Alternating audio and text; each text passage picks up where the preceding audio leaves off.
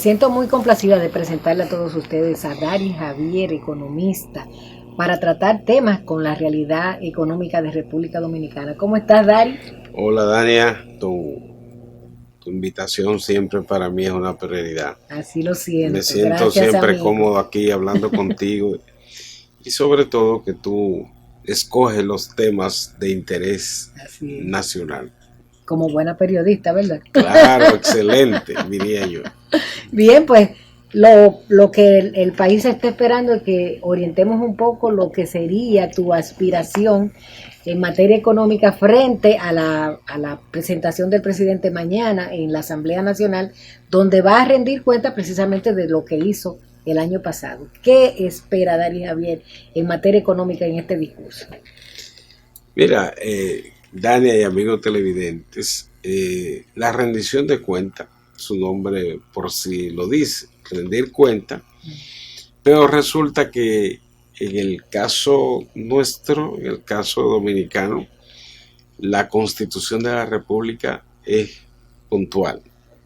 La Constitución de la República, los artículos 114 y 128, dice que el presidente de la República tiene que rendir cuenta de cuál fue su desempeño en materia de la administración pública y en particular de la parte económica. Y en función de ello, entonces, manda al presidente la Constitución que explique de manera detallada, transparente, cuáles fueron esos desempeños, las áreas fuertes y las áreas donde se mostraron debilidades.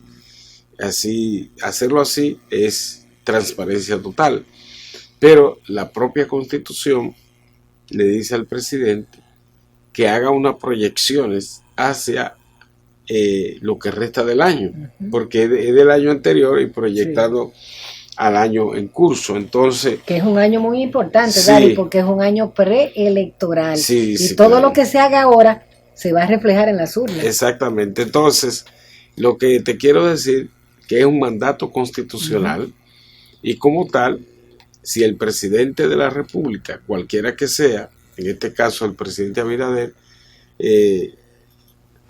puede detallar de manera objetiva y transparente lo que ocurrió en el año 2022 y en función de ello proyectar lo que ocurre en el 2023 o lo que espera que ocurra, entonces estaría haciendo una verdadera rendición de cuentas.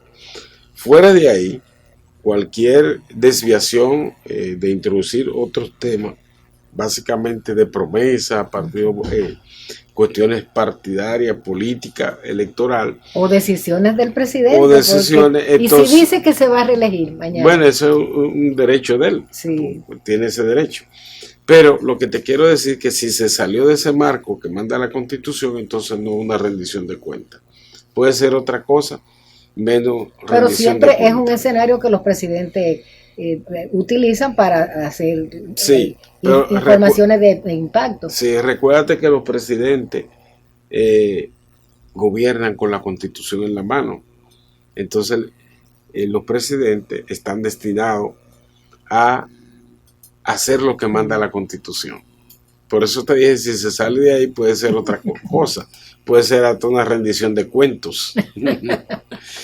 Entonces, si nos vamos al desempeño económico del 2022, entonces el presidente lo que uno espera es que le explique a la nación cuál ha sido la situación de la inflación, por qué no ha cedido del 2022 hasta el día de hoy, por qué no ha cedido la inflación. Es un elemento de rendición de cuentas. Igual se puede tomar en consideración el por qué, por ejemplo, tanto en el 2022 como en el 2021, todavía el crecimiento de la economía es inferior a lo que ha sido el patrón de crecimiento de la economía en los últimos 40 años, de un 5%, digamos un promedio, ¿verdad? Entonces, eso sería una buena rendición de cuentas, explicar por qué exportaciones todavía se mantienen un poco lentas. El desempeño del sector construcción, porque ha bajado tanto, igual que la agricultura. Y te menciono esos dos sectores porque son los sectores que en medio de una pandemia tuvieron la capacidad de resistir la crisis. Sí. Entonces es importante decir, bueno, pero si la crisis todavía ya está en una fase de finalización, o sea, ha superado la parte del COVID, entonces ¿por qué esos dos sectores se quedan un tanto rezagados? Igual que los empleos, hay mucha gente que no ha recuperado el empleo, hay sectores como los de pequeña y mediana empresa que todavía siguen rezagados, porque el problema del país no es tan solo turismo. El turismo es el sector más vulnerable que tiene la economía dominicana. Entonces, pero ha sido el más dinámico, sí, realmente, y reconocido a nivel mundial. Perfecto, pero es lo vulnerable que es. Y lo demostró la pandemia, que es muy vulnerable. Entonces, yo creo que esos son elementos importantes. Igual que sería bueno que explicara las razones que han conducido al país a la frecuencia de emisión de bonos de deuda soberana, el desempeño de las finanzas públicas y la parte del déficit presupuestario. Son elementos importantes que entran en una rendición de cuentas y en función de eso se pueden hacer las proyecciones para final de año. Digamos que se está haciendo esfuerzo en materia de política económica, la política económica está fracasando, entonces proyectar por qué tipología de política económica espera implementar para mejorar las cosas, la sostenibilidad de la deuda pública, qué va a ocurrir con el gasto, la calidad del gasto, dónde se va a orientar. Son elementos importantes que entran para la rendición de cuentas de mañana. Entonces uno va a estar pendiente si esos elementos se tratan y si se tratan con profundidad, porque una cosa es tratarlo de manera acomodada y otra cosa es tratarlo de manera transparente. Entonces esos elementos son importantes. Uno, claro, no se hace la ilusión de tantas cosas bonitas, pero tampoco se hace la ilusión de que el discurso va a estar descontaminado de los asuntos políticos partidarios, que como tú dijiste, hay un proceso electoral ya en marcha, claro, de cara a las próximas elecciones y donde el presidente de la República es actor importante también. Entonces, todos esos elementos, digamos, desde el punto de vista de una buena rendición de cuentas, son ponderables. Así es. Como economista, ¿cuáles serían tus sugerencias para en materia económica ejecutar el gobierno en este año? Mira, uno puede hacer escenario, construirlo, pero uno sabe primero que eso es, digamos, un ejercicio o una gimnasia, porque desde el gobierno no van a escuchar la sugerencia que puede hacer cualquier miembro de la sociedad. Esa es una. Sí. Y lo otro que, bueno, la práctica ha demostrado que ellos cuando quieren hacer una cosa la hacen por encima del bien y del mal. Yo no me hago muchas ilusiones. No me hago muchas ilusiones porque la economía no es tú cambiar ese vaso para acá y moverlo. Es todo un proceso. Hay muchos elementos actuales de la actividad económica que todavía siguen siendo cuestionables y te mencioné dos, sí, como el caso de la inflación, el crecimiento de la economía y el estancamiento que uno observa en lo que es el progreso hacia encaminar los pasos hacia una fase de desarrollo de la economía. Uno lo ve con frecuencia cómo se manifiestan estos elementos, entonces las condiciones actuales no te dan como esa perspectiva de prosperidad. Uno ve que en muchos casos el gobierno improvisa muchas cosas que son fundamentales para fines de encarrilar la economía por un dinamismo más placentero. Entonces, desde mi punto de vista, yo no tengo mucha ilusión en materia económica de cuál sería el, el buen desempeño que tendría la economía en estos momentos. Y por el otro lado, uno sabe que el presidente de la República está pensando más en el proceso electoral que en estabilizar la economía. O sea, tú lo ves en las actuaciones, cuando tú ves que, por ejemplo, una avenida importante como la avenida ecológica, de todos los kilómetros que tiene, se inauguran tres, tú dices, ¿qué es esto? O un acueducto. Entonces ya esos son elementos que están diciendo, hay una prioridad político-electoral por encima de lo económico. Bien, pues vamos a hacer una pausa y continuamos con Dari Javier, economista. No se vaya. Estamos conversando en el día de hoy con el economista Dari Javier, analizando la situación económica frente a la presentación del presidente ante la Asamblea Nacional de sus memorias del año pasado. Hay un tema que ha estado preocupando a muchos sectores económicos, el tema de la inversión pública.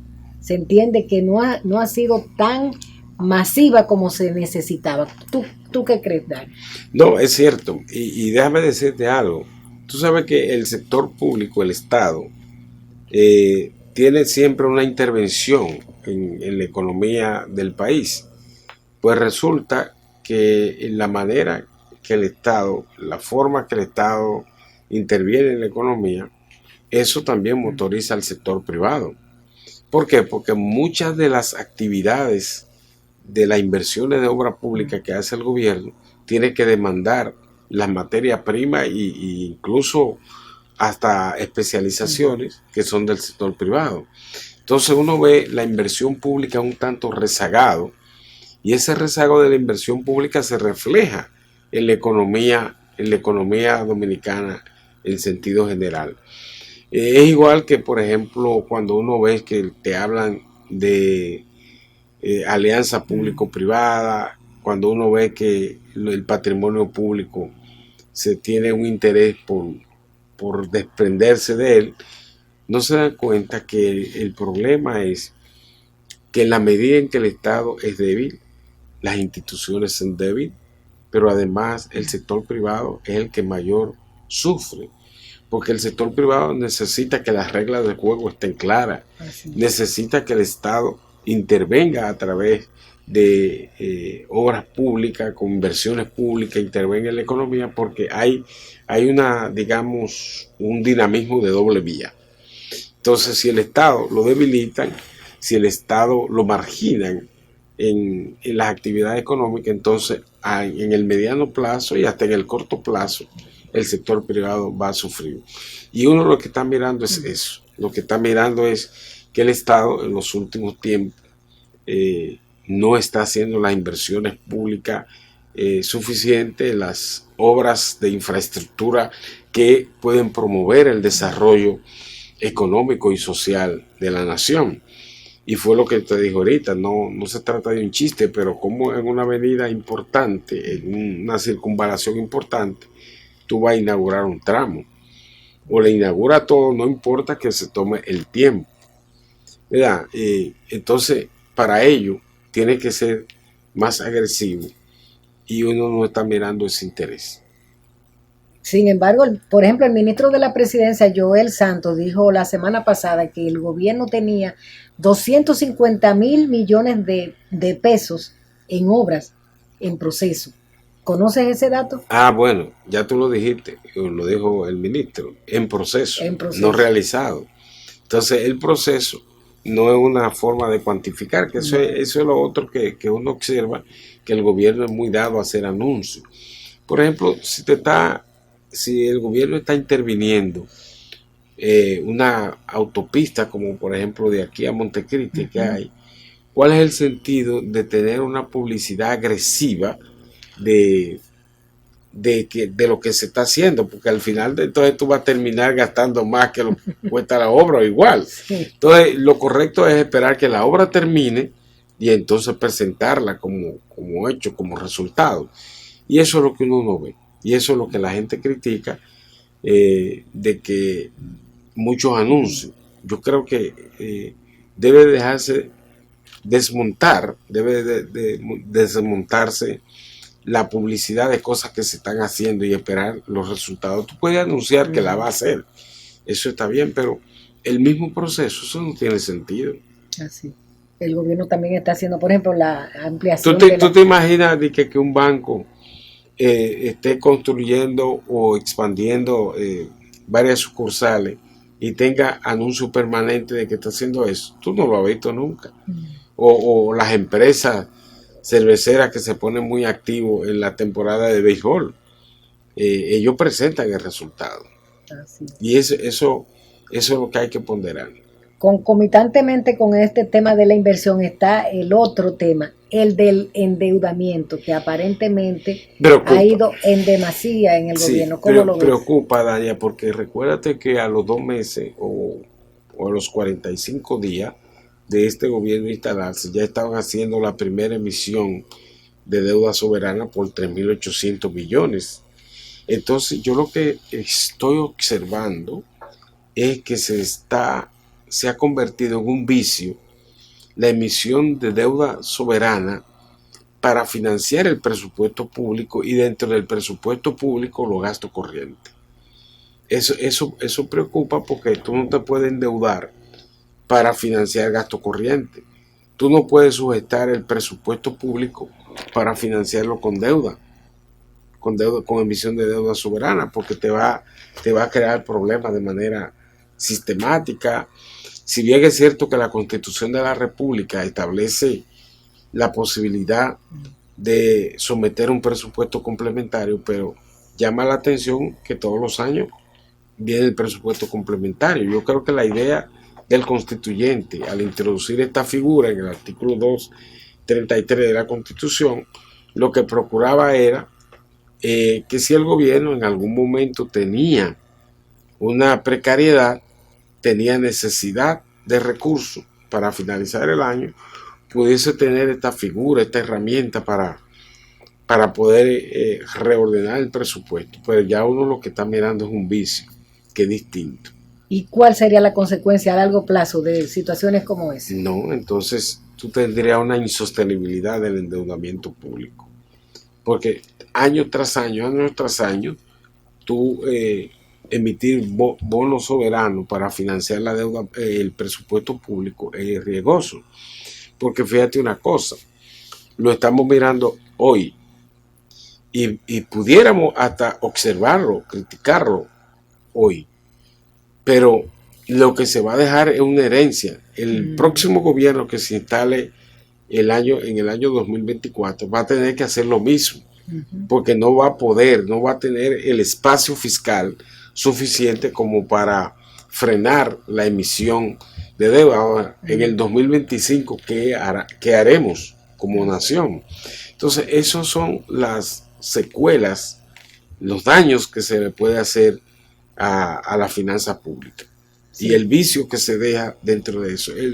La República Dominicana, que ha venido desde el 2013 con esa frecuencia de emisión de bonos soberanos, que se ha continuado con una frecuencia mucho más acelerada ahora, estamos hablando casi, digamos, 10 años de emisión frecuente de bonos soberanos para financiar el presupuesto público. Entonces ya tú tienes 10 años, ya tú estás viciando la finanza pública, el presupuesto público. Entonces eso crearía ha creado un precedente de tal manera que para desmontar eso, digamos, si hay propósito de desmontarlo, se llevaría entre 2 y 3 años desmontar que el presupuesto se financie con deuda soberana. Así es. Ese es la parte más riesgosa, más dañina que yo veo. Bien, técnicamente hablando. Me quedan 2 minutos, te los regalo para tu reflexión final y alguna recomendación. Bueno, Dania, uno espera que el presupuesto, la rendición de cuentas sea clara, que no se reconstruyan los escenarios. Uno espera una proyecciones que se hagan a partir de esa rendición de cuentas que puedan armonizar, dinamizar y que pueda ser más incluyente en la economía dominicana, que haya una visión de mejorar la situación del empleo, los salarios, el control de la inflación, ¿verdad? Que no se corre riesgo de que se profundice el déficit de la balanza comercial dentro de la balanza de pago.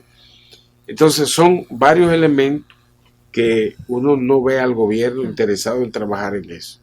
O sea, el gobierno ha tirado a un lado la prioridad económica para priorizar la parte electoral. Eso es lo que yo estoy mirando. Bien, pues con estas palabras vamos a concluir esta interesantísima participación del economista Dari Javier aquí en nuestro programa Teleopina. Agradecerle a ustedes que hayan estado con nosotros y esperarnos la próxima semana. Hasta entonces.